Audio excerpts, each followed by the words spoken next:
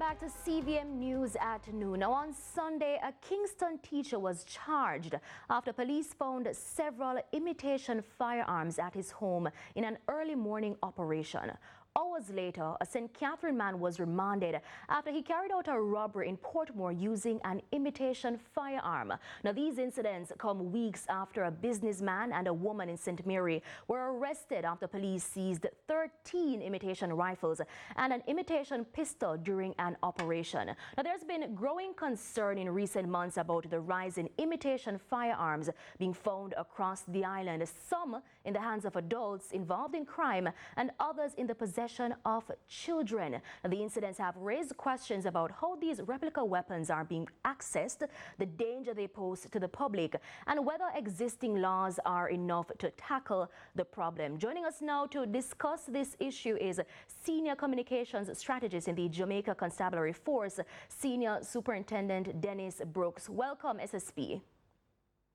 Good afternoon to you, Amoy. Good afternoon to your viewers as well. The use of imitation firearms, how widespread is this across Jamaica right now? While not having comprehensive data to speak empirically on it in the moment that you've called me, I would say that it is fairly prevalent. We've seen it for some time and we've taken necessary action against it. As law enforcement, we operate within the ambit of the law. And the Firearms Act, the most recent Firearms Act, does speak to imitation weapons in section 14, I believe, subsection 3 or 4. Don't quote me on it. But the law is very clear on what constitutes a prohibited weapon and what constitutes an illegal weapon. So what are the police finding in terms of the sources of these imitation guns? Are they being imported? Are they locally made? What's the information that the JCF has at this time? All right, so I can't speak necessarily to whether or not there are imported weapons, but I can say that the Firearms and Narcotics Investigation Division, FNID, has seized a number of, for instance, what we refer to as ghost guns, which is the industry classification for 3D printed firearms. And that is a significant challenge. The greatest challenge in respect of this firearm is traceability, hence the reference as a ghost gun. And we continue to investigate the prominence of, for instance, 3D printing capabilities of firearms and firearm parts in Jamaica. But this find more recently, it brings into focus the fact that Jamaican criminals are in line with world trends. They are competing with world trends with regard to firearms and criminal conduct. And as such that we, as law enforcement, must be vigilant. It also highlights, in my opinion, the efforts that are being made to upskill our members to be able to identify the emerging trends of modern criminal conduct and by extension go after them where they are, because on a dark night you don't really care much that this is an airsoft gun. It is an exact replica of a Glock, and that is why the Firearms Act speaks to anything that has the appearance of being a firearm but is not a firearm, whether or not that it can fire a projectile. If it has the appearance of being a firearm, then it is, by definition, an illegal firearm. And in terms of prohibited weapons, no one shall be in possession, no person shall be in possession of any prohibited weapon.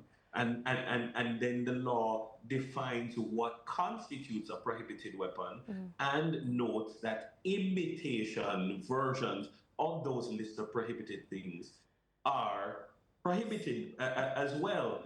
And so I think there are people who are setting up straw men, speaking to water guns with big water tanks at the top of it. Those are obviously not appearing to be firearms.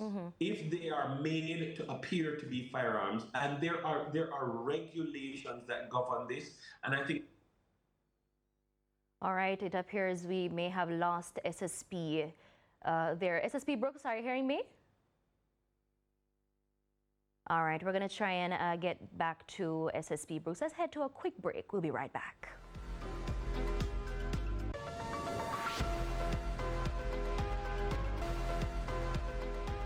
Welcome back to CVM News at noon. So we're talking to Senior Superintendent Dennis Brooks. Now, before the break, SSP, you mentioned how, these replicas look exactly like an actual firearm. So is it safe to say then that, given in some high tension situations, it would be a bit difficult for law enforcement to differentiate what's an imitation firearm versus an actual gun? Well, I mean, law enforcement is highly trained to be able to detect these things, but in the moment, in a high tension situation, if you're presented with what appears to be a lethal weapon, with the capacity of lethal force, then you respond accordingly. But I think the point that we need to make is that there's a range of what you might consider replica or imitation. So, for instance, the legislation speaks to replica guns that are in theater or are in film. Those are heavily regulated. The law speaks to the regulation of, for instance, people have, for recreational purposes, airsoft guns. It has an orange thing at the tip, but for all intents and purposes, it is made to look exactly like the particular weapon of choice.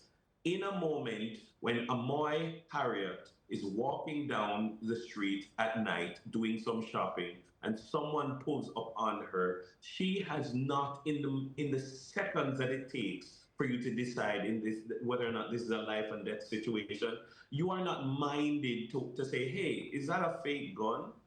And so in that regard, we must be decisive in our actions where these things are concerned, and we must find them from if we can find them when persons are in possession of them rather than when they are only committing the act, then we would have prevented the committing of the act.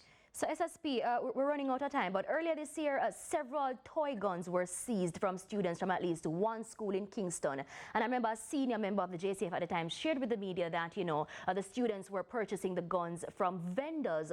What, if anything, has the JCF done in response to those vendors? I'm not familiar with the details of that specific case. I can't speak to the specific vendors in that case. But as I said, a toy gun that does not appear to be a gun, there may be a question raised, and that each case must be judged on its own merit. And so I'm not going to make a generalized statement about that, but I'm saying that a person with a toy gun can use black tape, and before you know it, it looks like a real gun. It has moved from a toy gun to an imitation gun, which falls under the description. So So SSP, in 10 seconds as we wrap up, what would you say to those persons who believe that, the penalties for persons who are found with an imitation firearm, those penalties under the Act are too strict? What would be your response to those persons? Well, my response to your question is that I work in law enforcement. I don't write legislation. I'm not an attorney, and I don't have an opinion that I think is worth sharing about the penalties under the legislation. Our job is to enforce the law, and what we can say is that we will most certainly enforce the laws that we have before us. That is why the Firearms Act was amended, for us to address these situations and help keep the people of Jamaica safe. All right, thank you so much. That's Senior Superintendent Dennis Brooks, who is Senior Communications Strategist in the JCF. In news now overseas, more than 1,000 anti-immigration protesters have